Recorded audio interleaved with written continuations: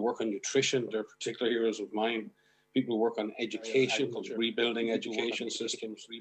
So there are everyday heroes in every walk of life in responding to these epidemics. Because something like cholera, it's like COVID. It's not just, it's about education, it's about access, it's about poverty, it's about having enough resources to access the health system, it's about fairness. It's not just about the virus, and that's the same for cholera. That's the same in every epidemic.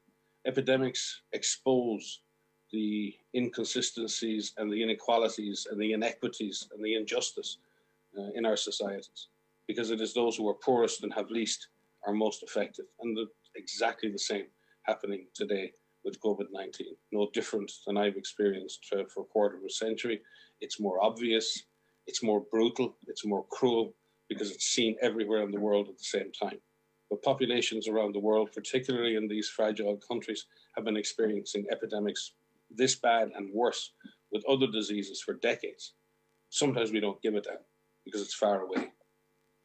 Now it's everywhere, and we see what happens when contagion and infectious disease enters our society, when we don't have a vaccine, we don't have adequate therapy, we don't have adequate public health surveillance.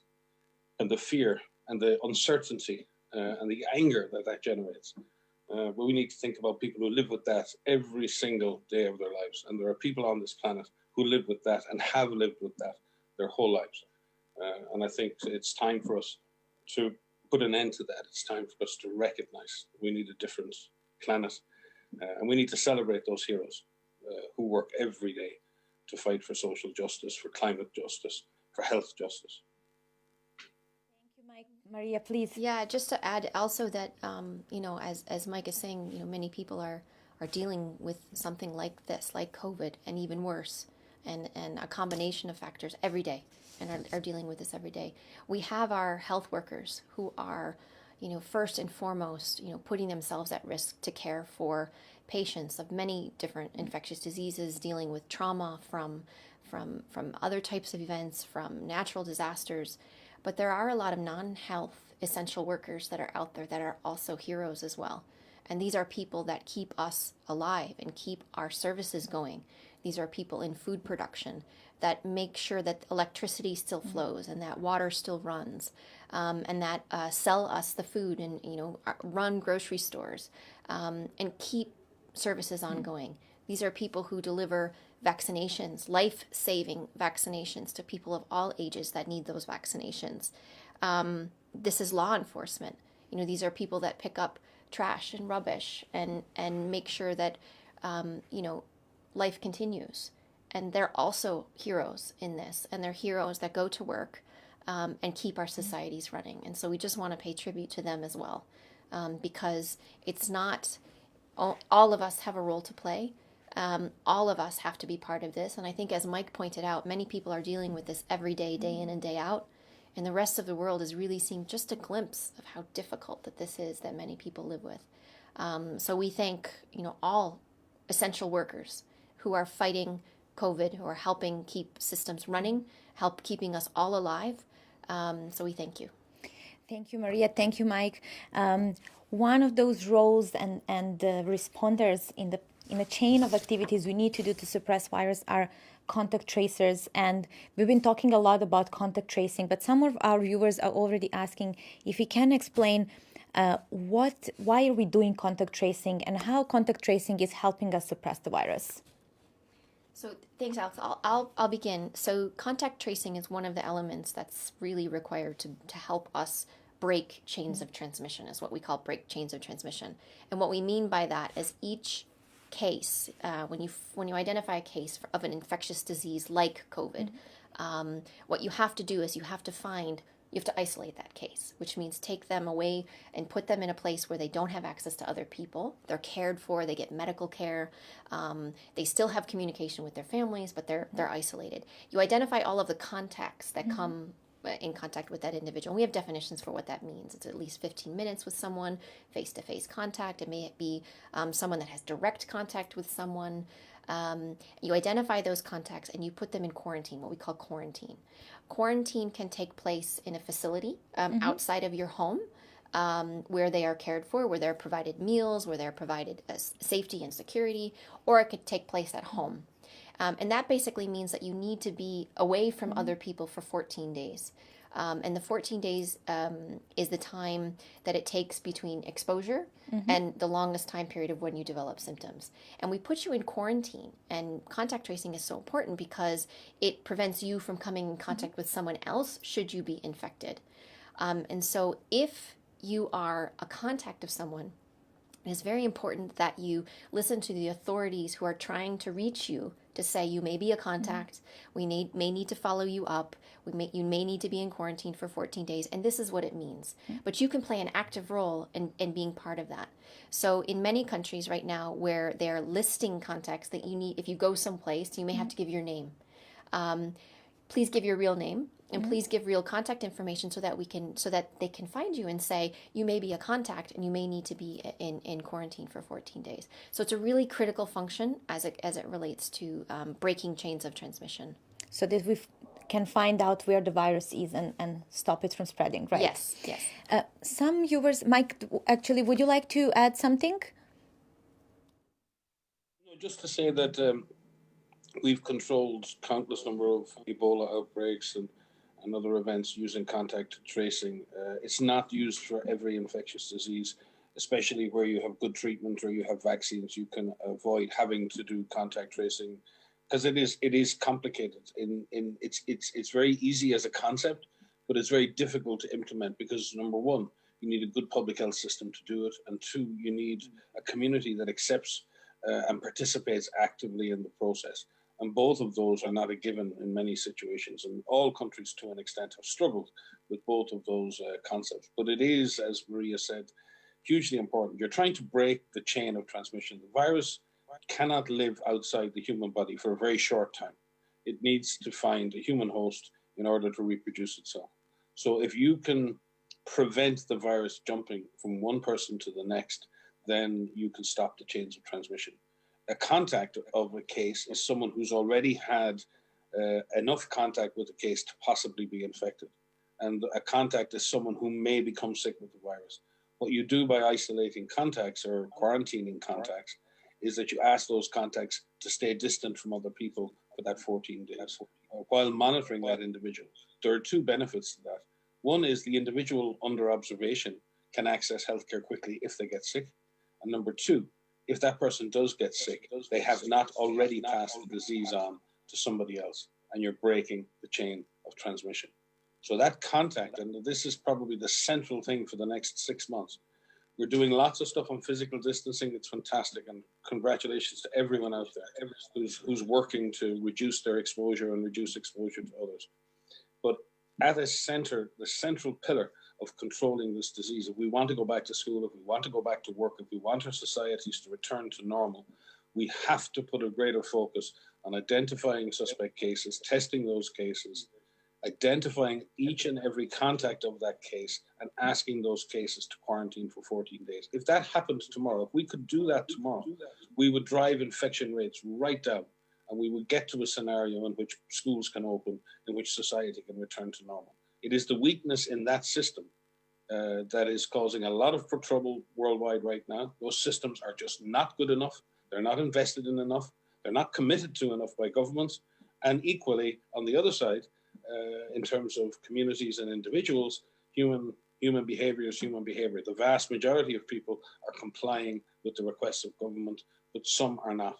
If you put bad surveillance and bad contact tracing together with less than perfect community participation in risk reduction, then you have a very, very dangerous mix, which allows the virus to jump back up.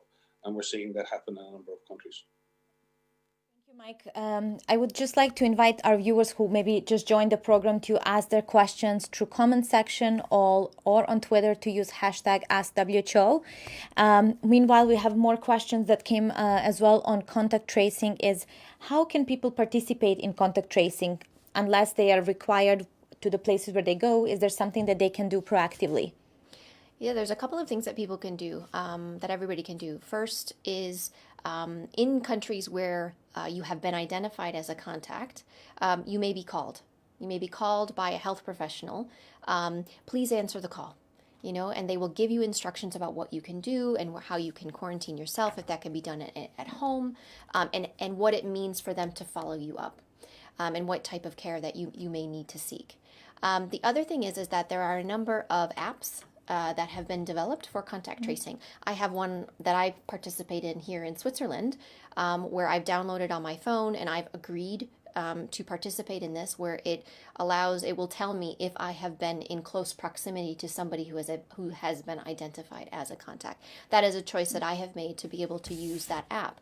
So there are a number of countries that are using these types of apps, and you can choose to participate in something like that, and that can be quite helpful. But most importantly, I think that if you decide to attend certain locations, and I think many of your viewers may have heard us talk about individual risk and be your own risk manager, about taking decisions about where you go and how you live your daily life. If you are participating in events that may put you in close proximity to one another, you may be asked to give your name, you may be asked to give your phone number. Please do so. That would be very helpful should there be an event there. And so that will help authorities quickly identify the cases and the contacts, so that you could be put in quarantine and that you can receive the care that you need to break those chains of transmission. Maria, you mentioned you agreed to participate in this app and to share your information. So some people have concerns about sharing their data. So can we explain how these data are used so that people understand why is it important actually that we share this type of data with our communities? Yeah, so I can start, and Mike, I'm sure you will want to add to this. That many of these apps, they're using like a Bluetooth technology.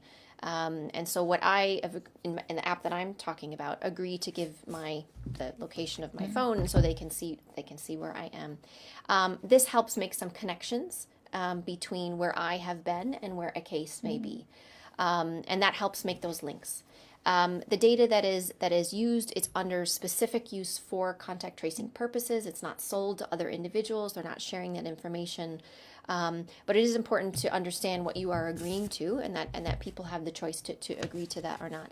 But I do want to say that these apps are a supplement to what contact tracing is, because most of what contact tracing is done by people, done by live human beings who are making connections, making phone calls, sometimes spending time. We call these boots on the ground, shoe leather epidemiologists, which essentially means walking around. And that came from, the John Snow days of looking at the cholera outbreaks in London, literally walking around and finding, where the contacts are of known cases. And these apps can help, but they can't supplement, they can't take the role of real live human beings who are doing contact tracing. And you'll probably have heard in a number of countries the number of contact tracers that are being recruited to support the efforts to break these chains of transmission in many countries are in the thousands or tens of thousands. And so we really do need people that help, and that people make the connection. So even if you are identified in an app, you still need to talk to a human being and say, okay, what does this mean? Where can I do my quarantine? What type of care do I need? If I develop symptoms, how can I get a test? If I develop symptoms, do I need to seek medical care? And you do need that interaction with a live human being. Thank you, Maria. Mike, would you like to add something to this, please?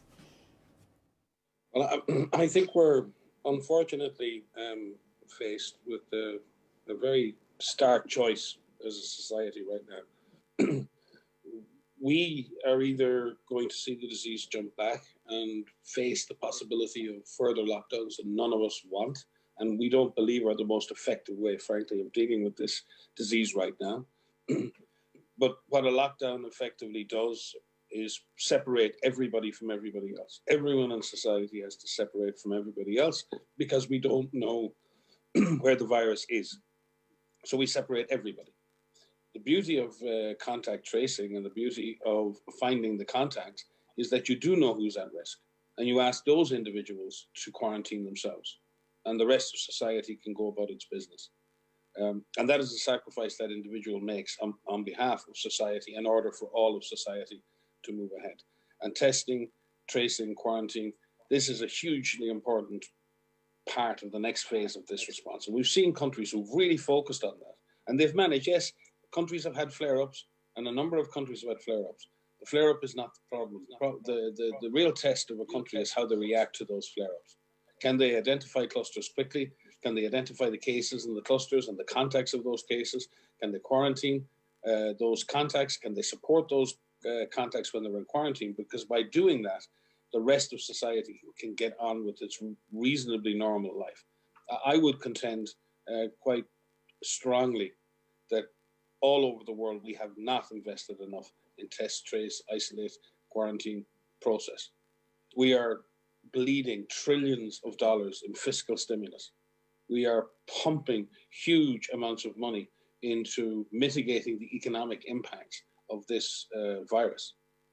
But we have yet not invested enough collectively in the public health architecture, the public health workforce, the testing, the tracing, the quarantine, that process, because every dollar spent on that saves so much in terms of economic damage down the line. And I think we haven't got that arithmetic right yet. And I believe we haven't invested enough in that side of the equation, and we haven't invested enough in community education and community participation.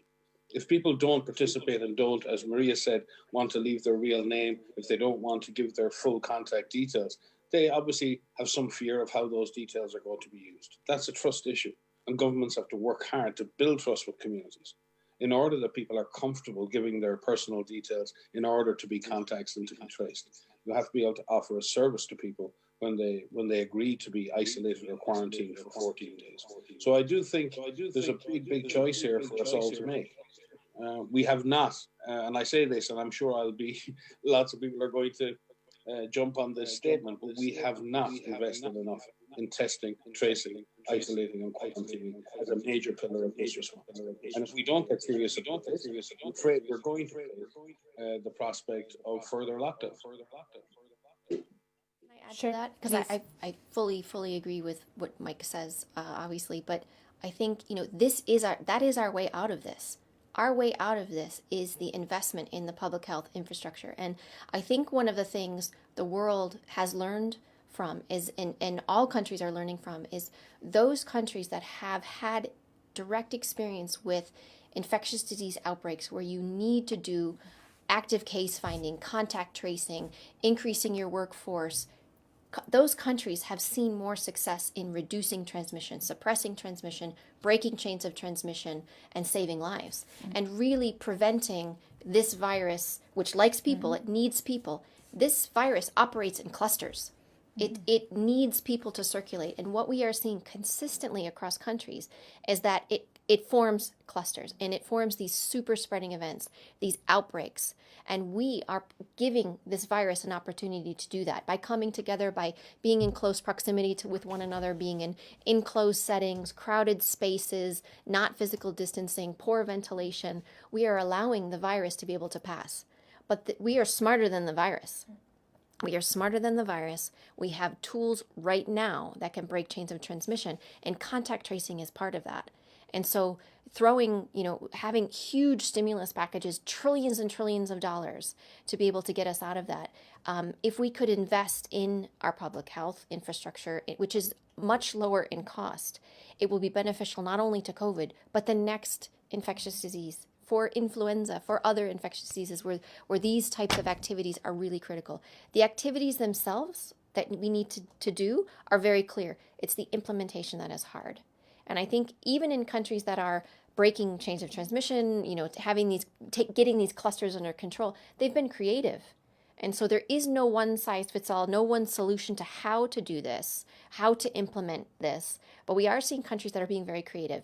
And I want to bring young people into this because we are seeing that there is a little bit of a shift right now in the number of cases that we are seeing in younger age groups. And I think this is being driven by the fact that some societies are opening up and many people are going about their lives, and younger adults are going about their lives, and they're coming into contact with others. We've seen outbreaks in nightclubs and in entertainment types of situations, and we're seeing younger people get infected. And so everybody has a role to play. So if you are participating and you can, participate in contact tracing, if you feel comfortable using that app, if you have that trust, do that, and that can help us. But everybody has a role to play. Thank you very much, Maria. Our viewers are asking a lot of follow-up questions, so I'll try to pass some of those now. One is coming from our Periscope viewer. Why do some countries show very low death rates after the first wave of COVID-19? Are there any linkages to the tools you just mentioned, that if we test and isolate contacts earlier, that we can also treat patients better? Yes, so there's a couple of reasons I think why we see differences in mortality rates across different countries. First of all, in some countries, the virus has caused outbreaks in younger age groups. So I give the example of the Republic of Korea and South Korea, where initially they had outbreaks among religious groups and churches, and that tended to be a younger population. In Japan, for example, many of those outbreaks and clusters didn't enter into long-term living facilities, for example, where you have older people that live, people who have underlying conditions, who are at a higher risk of developing severe disease and die. So if the virus doesn't have an opportunity to enter older populations or enter vulnerable settings, then there's a greater likelihood that you won't see as much death. In some countries, we do see earlier case detection. So if you have active case finding, you have earlier case detection.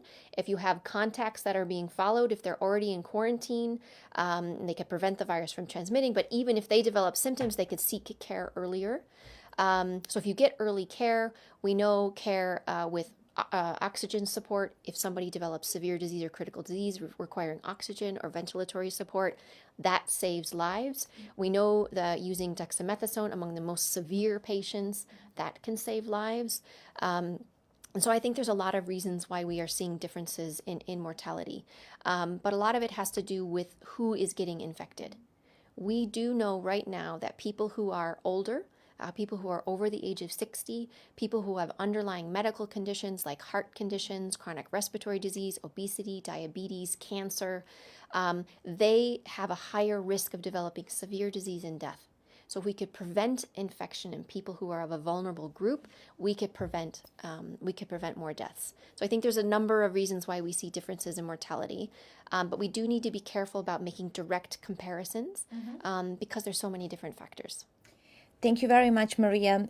Here's a question for you, Dr. Mike Ryan, from our Twitter viewer, who is asking Dr. Ryan, is it better for every child to be tested for COVID-19 before they start school? You spoke about reopening schools a lot in previous weeks, so I think this question is coming as a follow-up to your previous responses. Good, thanks. Just to add to the previous points by Maria in terms of why the death or the severity profile is different, and I agree with everything that Maria said. I think there is a need, as we move forward now, to be really careful about how we protect and shield those vulnerable populations, particularly those in long-term care facilities, people in detention centres, in refugee camps, in prison, anywhere where people are pushed into close proximity, and in particular people who have underlying conditions or age-related difficulties. Some countries have done reasonably better because their age profile is younger, but there is a double injustice here and we cannot escape it. It's an uncomfortable truth, but it must be said. There are many, many people in countries, because of poverty, because of their ethnicity, have much higher rates of underlying conditions because they've had historically very poor access to healthcare, very poor access to health education. They're poor, and they've not had access to the same levels of health as the rest of the population. And every country can look to itself and see where those vulnerable people have been and where they exist in society. And the second problem then is they get sicker when this disease comes, and then they don't have access to healthcare as quickly as other people. They don't have insurance, they don't have access, they live in a slum, they don't have access to good healthcare. So very often they're accessing healthcare very late, they're having to pay for that healthcare, they're impoverishing themselves in doing that, and they wait until it's too late. So there are real, I said it in my previous statement, the COVID-19 is exposing huge injustices in the way people's health is protected over their lifespan. And now, even when they get COVID-19, their access to healthcare thereafter. And that's causing a lot of preventable mortality around the world.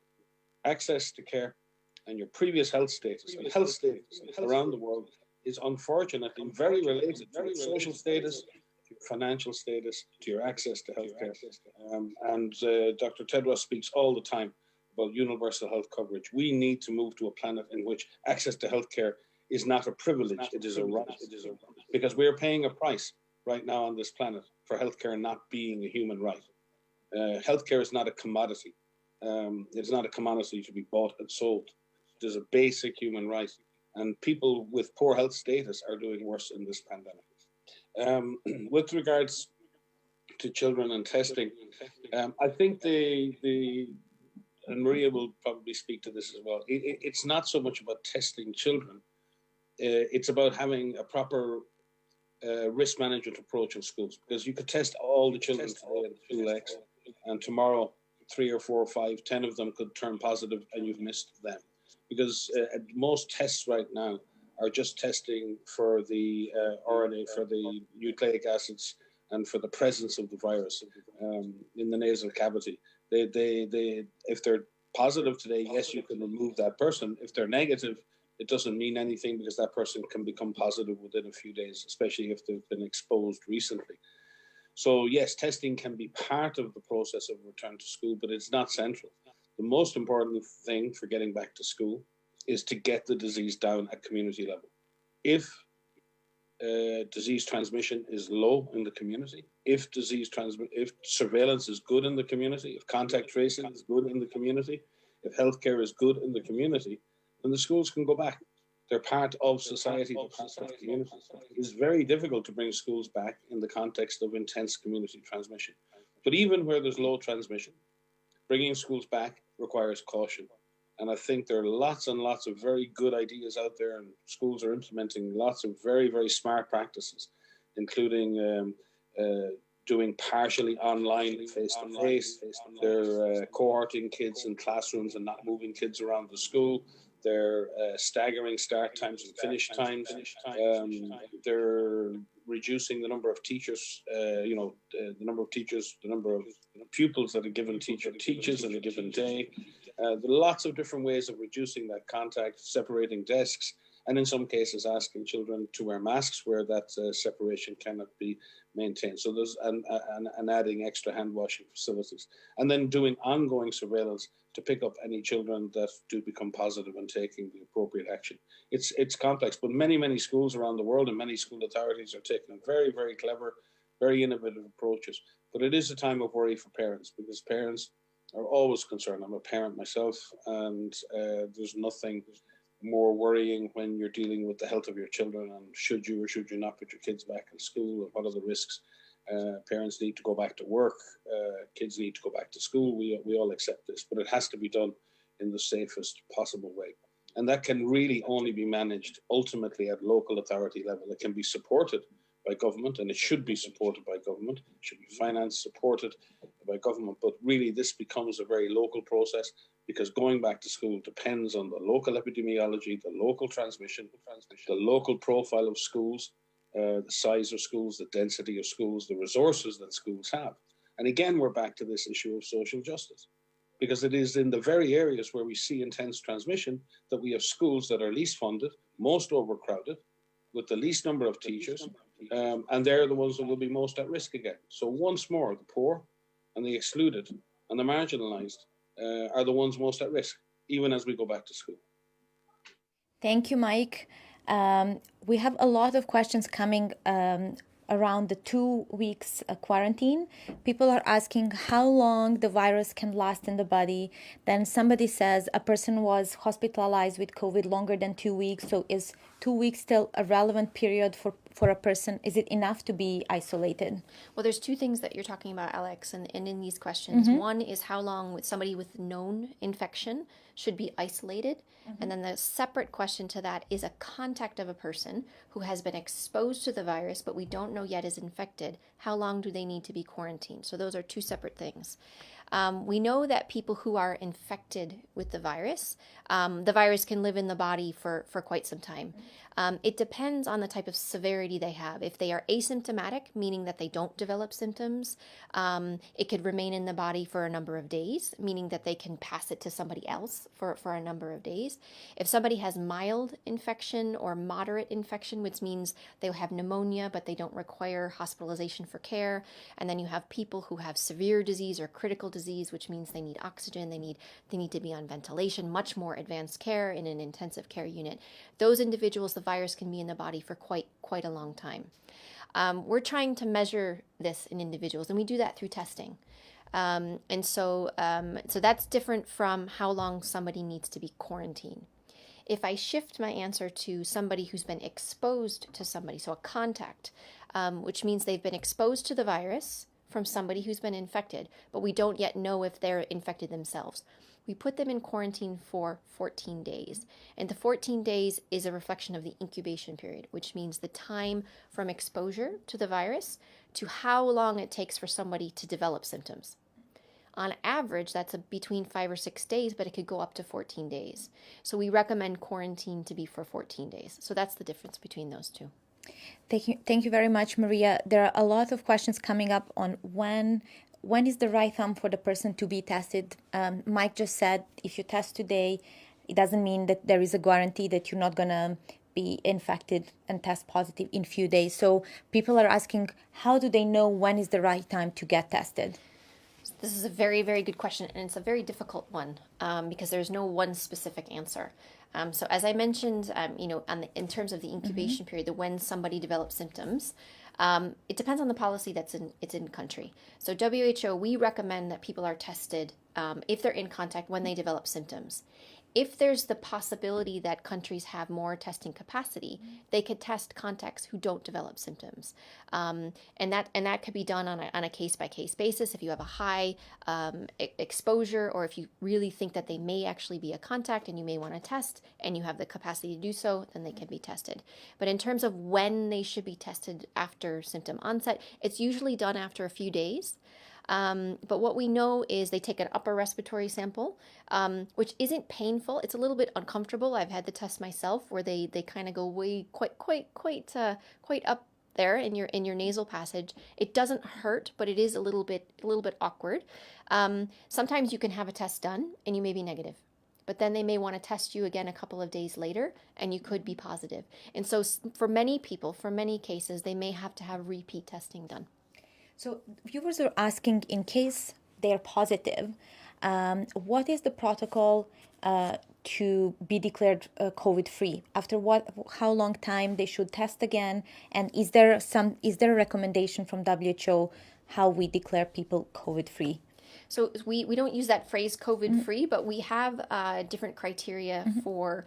The first thing that we recommend is discharge criteria from isolation, which means when do we believe that somebody is no longer infectious?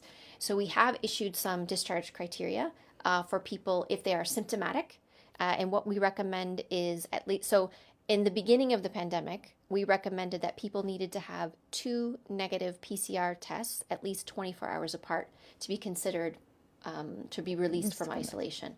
That is very, very challenging to do on a global level. It's very, very challenging to do when we have millions upon millions of cases, and when we have testing limitations, and when it takes many days to get tests back.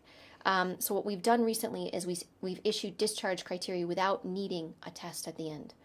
And so what our discharge criteria is for a symptomatic patient, we recommend 10 days after symptom onset, plus an additional 3 days of being without fever and without respiratory symptoms.